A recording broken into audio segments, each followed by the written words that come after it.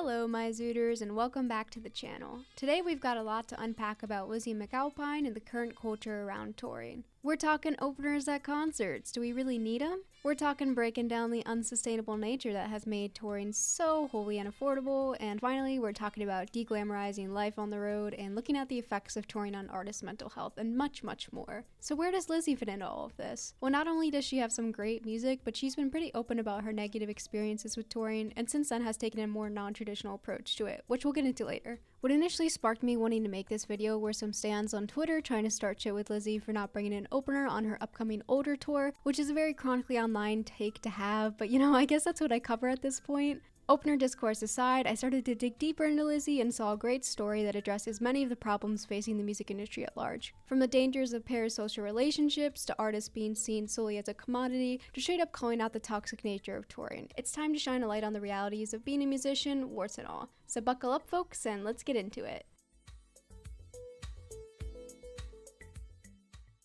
I'm guessing a lot of you guys have never heard of Lizzy McAlpine. Hell, I've never heard of her, and I like to think I have a good radar for indie folk musicians. But if you use TikTok, there's a very good chance you might recognize the song Ceilings, particularly the sped up version, which has gone mega viral. A year after its release, it suddenly blew up, and Lizzy had a very quick rise to fame since then, like plenty of other breakout stars that have emerged from TikTok. Here's what she has to say about that. Are you one of those people that went crazy when you saw like the song blowing up like how it did? I mean, yeah, I was not expecting it. And I was just scrolling on TikTok and I just kept hearing my voice and I was like, what is going on? It was crazy. I don't know why, but I feel like the first initial thought that I would have had would have been fear. I don't know what because I feel like social media is so like reckless sometimes. Yeah. So it's like you're putting yourself out there, and I feel like there is something about singing where I feel like it's so vulnerable. Yeah.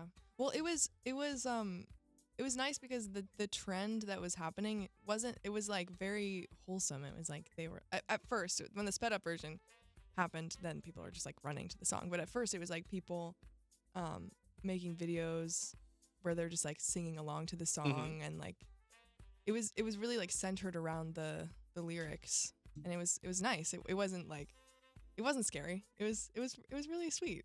You're like, oh my gosh, this is really happening really to me. Yeah. Did you in your head think to yourself, man, like I am popping right now?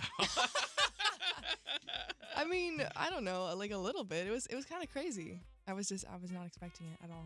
Born in the suburbs of Philadelphia in 1999, Lizzy started out sharing original songs and covers on SoundCloud and YouTube. In 2018, she released her debut EP, and 2 years and one pandemic later, in 2020, Lizzy released her debut album, Give Me a Minute, which received critical acclaim and cemented her as an up-and-coming artist. In 2022, her second record, 5 Seconds Flat, was released to even more critical acclaim and featured platinum-certified track Ceilings, which debuted at number 75 on the Billboard Hot 100 chart. She's also collaborated with some of the industry's biggest names like Jacob Collier, Phineas, John Mayer, Dodie, and has recently been featured on Niall Horan's You Could Start a Cult and Noah Kahan's Call Your Mom songs. Lizzy's highly anticipated new album, Older, is out April 5th on RCA, and at the end of April, she'll be touring the US.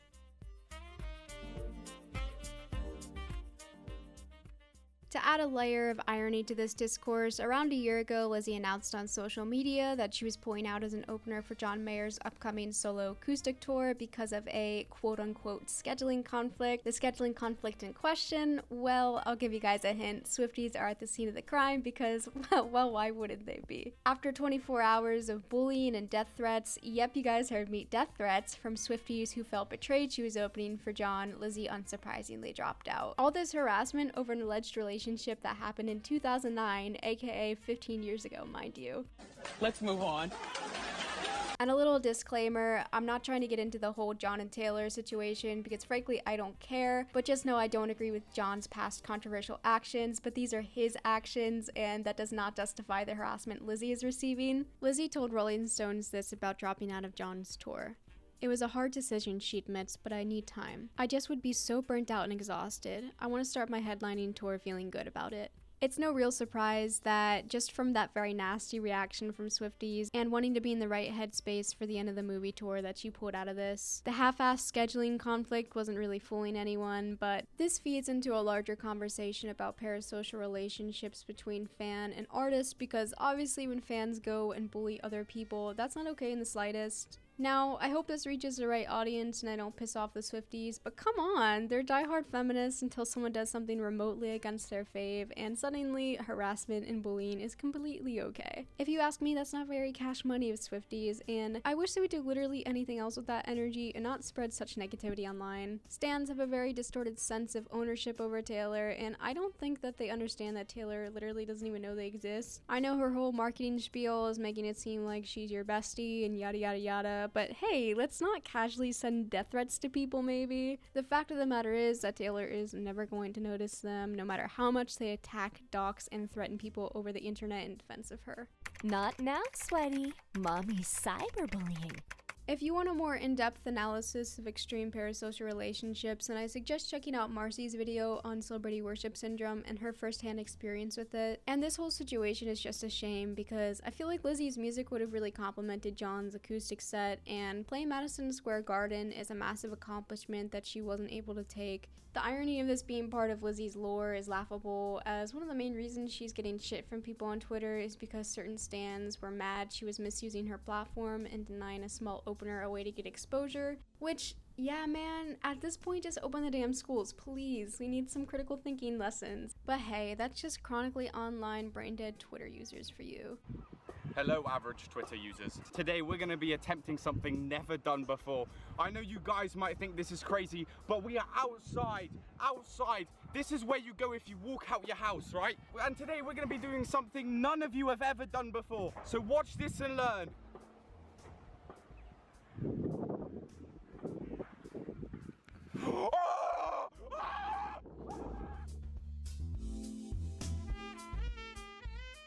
So remember the end of movie tour I mentioned? Well, a few weeks after completing 27 shows during the North American leg of the tour, Lizzy announced that she would be postponing the EU and UK tour dates for the end of August into early September. Hey guys, as you know, I just finished like one at the end of movie tour and it was really hard on my mental and physical well-being. In light of that, and to give myself as much time to recover as possible, we are rescheduling the EU and UK dates for August/September. I want to be able to give you guys all the shows you deserve, and to do that I need to take some time off from touring. Thank you for understanding, see you in the fall. Later on in July, after some much needed rest, Lizzy announced the cancellation of her EU and UK tour. As you all know, I recently announced that I would be moving my EU/UK tour dates to the end of August. Since making that announcement, it has become clear to me that I need more time to rest. Touring is very difficult for me, and my mental health leading up to, on, and after a leg of touring consistently drops to a low that's pretty damaging. That being said, I'm canceling my August EU/UK tour dates of the end of movie tour, as well as my performance at All Points East. I need to regroup and figure out a way to tour that is easier and more sustainable for me, but I promise I'll be back next year with a better plan and a new show. Thank you for understanding. I love you all so much. More soon, Lizzy. First things first, I want to commend Lizzy for being so open about the toll touring takes on her mental and physical health, especially since she has quite a large platform. In an industry that loves to brush problems under the rug, her transparency sets a powerful precedent. There's been a recent trend in artists being more candid about life on the road and breaking down the mental and physical pressures that they face, which is very much needed because the average fan doesn't typically think about these types of things. As I'll explain later, the more artists are open and willing to discuss how exhausting touring is on the mind, body, soul, and wallet, the more change will ideally come about. We're lucky to exist in a more progressive time that allows artists to talk about these things, but despite the progress being made, there's still so much systemic change that needs to take place. This is especially relevant because touring has replaced streaming as a primary source of income for bands, and we're in an era where music has been completely devalued from streaming and ticketing monopolies. But we're going to shift gears here and get into some very meaningless Twitter discourse about having openers.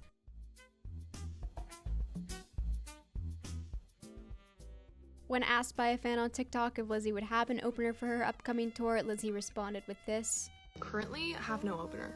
If all goes well, I will continue to have no opener. Multiple reasons for this. One, I want to go to bed early. I want to be in bed at like 11 because it just makes life easier for everyone, so that the crew doesn't have to be loading out at like 1 a.m. And so all of you guys can not be just standing there forever in line and like feeling horrible like in your bodies. So yeah, I just want everyone to like be okay. You know, that's really important to me. I just want everyone to be okay. Thankfully, like, all of these venues are seated. So that's also good. So that, you know, we don't have people passing out, because that terrifies me. And I feel so bad, and I just want to hug you and make sure you're okay. So seated venues, you know, I just want everyone to be okay. And I want everyone to go to bed at a normal time. Now, it's obvious that she has no malicious intent behind this decision and is setting a clear boundary for herself and her audience. How this could possibly get misconstrued and get her dragged on Twitter, God fucking knows, but grass is in dire need of being touched. I really quickly want to discuss Laura's fuck-ass tweet because I want to own this motherfucker. To set the record straight, I don't think that Laura really understands that openers are usually at a loss to be on a tour, and they're kind of solely doing it for grassroots exposure or to maybe sell some merch, but that will also get a cut. There's been plenty of larger tours with bigger artists that don't have openers, most notably a lot of K-pop groups don't. Random Korean facts. Why don't K-pop concerts have a opening act? Because they are the opening act and the main feature and the closing finale. K-pop groups can do it all. Simple.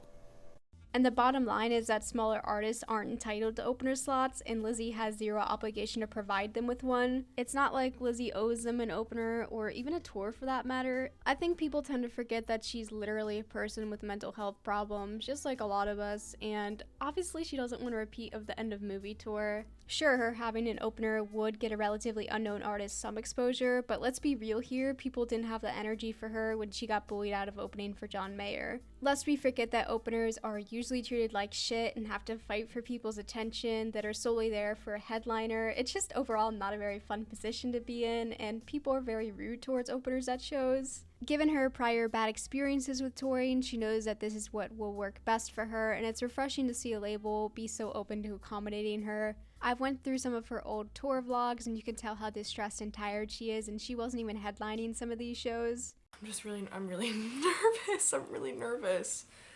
I walked on stage and, like, immediately was having a panic attack.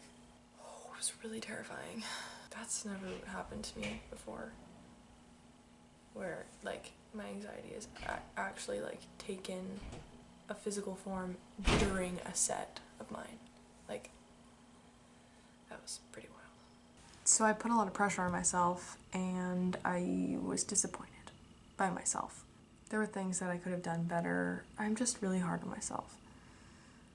Like, unreasonably hard on myself most times. We didn't get a sound check. I didn't get to try the other guitar.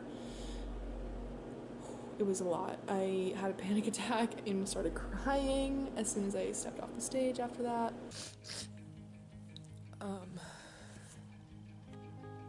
I look like a mess right now. I just have this gut feeling that, like, I can't do this show every night. Like, it's just so emotionally exhausting. It just takes so much out of me. I just feel like I have nothing left to give. Like, last night was so much fun and it was great. And then, like, 15 minutes after the show, I, like, didn't even have the energy to, like, speak. And today, like, feels a little bit better, but, like, I just can't imagine, like, doing it again. Like, this feels like so much. I don't know if I'm cut out for this. I don't know if I can do it. I don't want to go through all these tour dates and then at the end feel like I have nothing left. I don't want to feel like a shell of myself. I don't know what to do. Trying to take some deep breaths. Taking a look at her tour schedule, the dates are much more stretched out with a lot of time for her to rest in between, which should really help with any burnout. The flexibility afforded to Lizzy should be an option for everyone, as late night loadouts that fuck with your sleep schedule is one of the contributing factors as to why touring is so difficult. But this all begs the question, are openers even necessary? There's quite a few pros to Lizzy having no opener. For one thing, it will probably let her have a longer set, which gives fans more time with her, and I think generally makes the audience happier since they're there specifically for her. It also feels like a more intimate experience and more personal if you're seeing just that artist, and it gives her more time to engage with her audience and make sure it's a truly memorable show for her fans. This is also great for fans who have to travel for gigs or for when gigs are just happening on a random weekday and fans might have work or school in the morning. As someone who used to have to travel to either Philadelphia or New York to see any concerts, an earlier end time would have been significantly better. People either have to drive home pretty late at night, which isn't super safe, or they just have to get a hotel, which both are not ideal in the slightest. This is also great for people with disabilities, especially for this tour where a lot of the venues are seated, but in general just makes everything so much more accessible. And I think she did this because during her last tour, it was pretty common for fans to pass out because think about it, they're queuing for a few hours and they have to wait another 2 hours for Lizzy to come on around 9 in a hot and crowded venue with pretty poor air circulation. And during all of this waiting, they'd have very little to eat or drink so as to not lose their spots. And I know that last year during her hometown show in Philadelphia, 9 people passed out and Lizzy had to stop and check in each time and see if they're okay, which I can only imagine how stressful that might have been for her. Coming to someone who's been to the Brixton Academy a few times, seeing a venue handle fainting fans so poorly is just really disheartening, and I definitely feel for Lizzy here. I know a lot of UK venues are starting to discourage fans from camping and sending them to the back of the line if they start to break those rules, just because of the health and safety risks associated with that. I've been loving this trend towards more seated shows because it makes things so much more accessible for our disabled friends, and generally people tend to be a lot calmer and more respectful to the artist when they're seated. It also gives you a lot more breathing room and is a godsend for people that might have trouble being touched, crowd anxiety, or that get overstimulated easily, because live music venues are definitely a lot.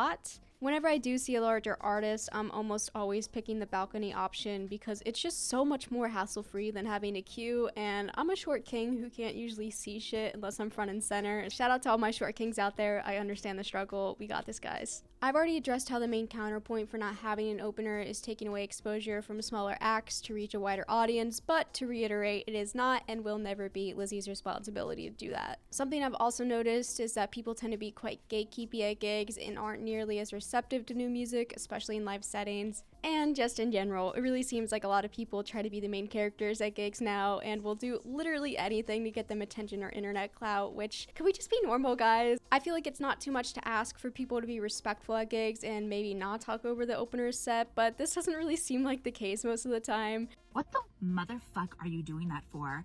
That's embarrassing. You're embarrassing. And not to play the whole TikTok bad card, but I do think a lot of this general lack of concert etiquette and aversion towards anyone that's not the headliner does stem from that. If an opener doesn't meet someone's preconceived notion of what an opener should sound like for that specific artist, they're gonna hate it, and they're gonna hate it hard. This all sounds very foreign to me because I'm someone who has gone to quite a few shows specifically for the opener, but I guess I'm just built different because I'm always open to hearing new acts, and I think that's one of the best parts of live music. Honestly, there's nothing better than seeing an opener live and knowing you just found your new favorite artist. Like, that is one of the greatest joys in the world. With all that being said, let's get into how touring affects artists' mental health.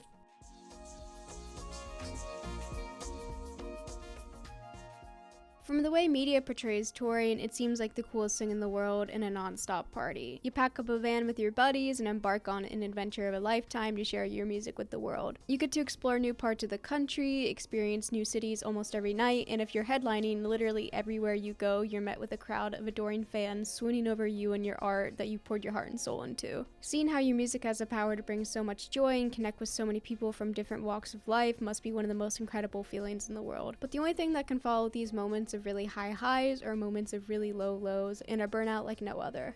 As great as all that sounds, being on stage is such a small portion of touring, and in reality, the schedule alone is incredibly grueling and relentless. And oh yeah, did I mention that if the slightest thing goes wrong, you're gonna be in the red zone? Majority of the time, you're cooped up in a small, crowded space for hours on end, while maintaining a healthy emotional state seems nearly impossible, especially when you haven't had a healthy meal or slept properly for an extended period of time.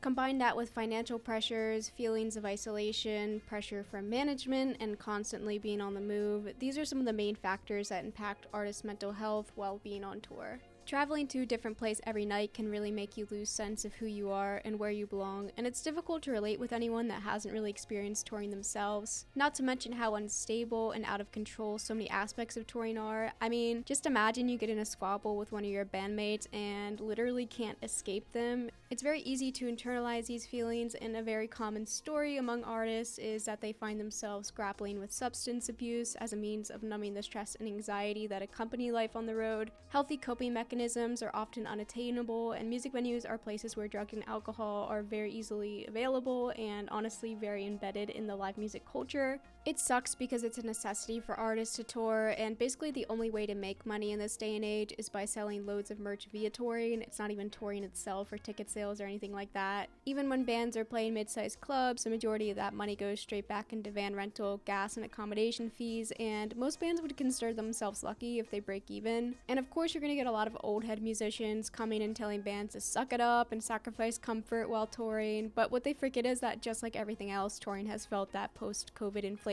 squeeze, and simply sleeping in the van isn't going to fix the crushing debt that touring can put bands into. Speaking of COVID, don't even get me started if someone on the touring crew gets Miss Rona, because then the band is very financially screwed. I plan on making a whole separate video on this topic, so apologies for only briefly hitting this point, but can we just be a little bit nicer to bands? Like, they're struggling just as much as we are at this point, and yeah, I think some compassion would be great. Right now, we live in an age where the lines between bands' public personas and individual musicians' private lives are completely blurred. At this point, being in a band is more of a branding and marketing game than it is like anything else. You're literally selling yourself as a product, thus the artist becomes a commodity. This is especially relevant when success is literally measured in streams, followers, and likes, and often music has to take a backseat, and it's all reliant on how this band is outwardly presenting themselves. And I know that back in the day, you know, you had physical releases and radio play and stuff like that, but I think my point still stands. It doesn't help that we as fans are constantly demanding content, or they'll just fall off, because at this point, staying relevant is everything. Just know your faves aren't robots, and they're not here to perform at every beck and whim. They're literally individuals with feelings and experiences, so let's just treat them that way. For many artists, the harsh reality of touring makes it incredibly unrealistic and destructive to their mental health.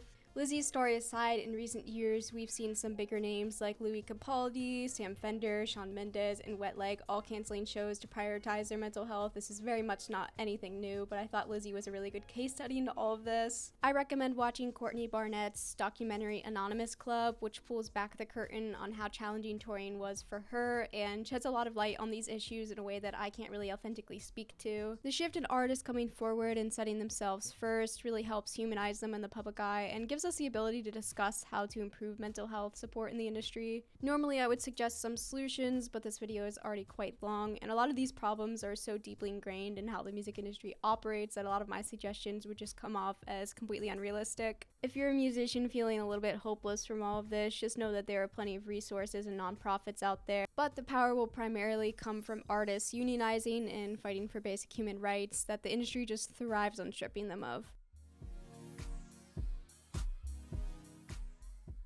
Thank you guys so much for sticking around to the end of the video. It really does mean a lot, because I know this one is a bit longer than my last dinner party video, but let me know if you guys enjoyed it, and definitely let me know what you think of Lizzy's new album that just dropped today, and I'm excited to give it a spin. Unfortunately, I'm going to have to take a small hiatus from this channel for the months of April and May because I have school, womp womp. But the good news is that 2 of those projects will be turned into videos, so there will be more content behind that, a little bit more academic way of thinking and doing videos. But after that, I'm actually thinking I'm going to kind of pivot away from doing so much music stuff and probably focus a little bit on film and TV as well. So if you guys have any suggestions for that, definitely comment down below. I love film. I have a lot of TV shows that I have very very strong opinions on. So you'll be seeing more of that. I hope you guys will stick around if you're interested in that. If you're not, sorry.